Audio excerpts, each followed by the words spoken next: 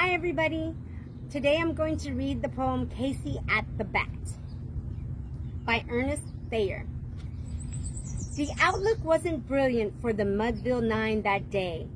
The score stood 4-2 with but only one inning more to play.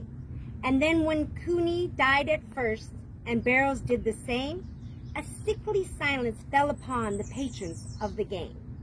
A straggling few got up to go in deep despair. The rest clung to that hope which springs eternal in the human breast. They thought if only Casey could but get a whack at that, they'd put up even money now with Casey at the bat. But Flynn preceded Casey, as did so Jimmy Blake, and the former was a Lulu, and the latter was a cake. So upon that stricken multitude grim melancholy sat, for there seemed but little chance of Casey getting to the bat. But Flynn let drive a single to the wonderment of all, and Blake, the much despised, tore the cover off the ball. And when the dust had settled and the men saw what had occurred, there was Johnny safe at second, and Flynn a hugging third. Then from 5,000 throats and more there rose a lusty yell.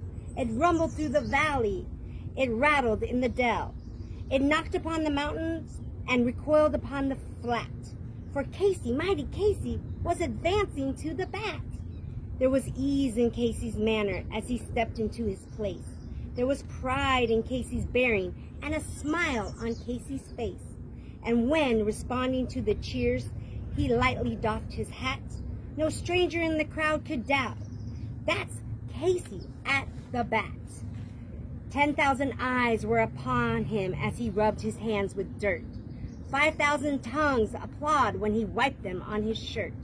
Then while the withering pitcher grounded the ball into his hip, defiance gleamed in Casey's eye. A snarl curled up Casey's lip. And now the leather-covered sphere came hurtling through the air, and Casey stood a-watching it in haunting grandeur there. Close by the sturdy batsman, the ball, unheeded speed. "That ain't my style," said Casey. "Strike one," umpire said. From the benches black with people, there went up a muffled roar, like the beating of the storm waves on a stern and distant shore. "Kill him! Kill the umpire!" shouted someone on the stand, and it's likely they'd have killed him had not Casey raised his hand. With a smile of Christian charity, great Casey's visage shone. He stilled the rising tumult, he bade the game go on. He signaled to the pitcher, and once more the spheroid flew. But Casey still ignored it, and the umpire said, "Strike two." "Fraud!" cried the maddening thousands, and answered fraud. But one scornful look from Casey, and the audience was awed. They saw his face grow stern and cold, they saw his muscles strain, and they knew that Casey wouldn't let that ball go by again. The sneer's gone from Casey's lip. His teeth are clenched in hate. He pounds with cruel violence his bat upon the plate. And now the pitcher holds the ball, and now he lets it go. And now the air is shattered by the force of Casey's blow. Oh, somewhere in this favored land the sun is shining bright. The band is playing somewhere, and somewhere hearts are light, and somewhere men are laughing, and somewhere children shout. But there is no joy in Mudville.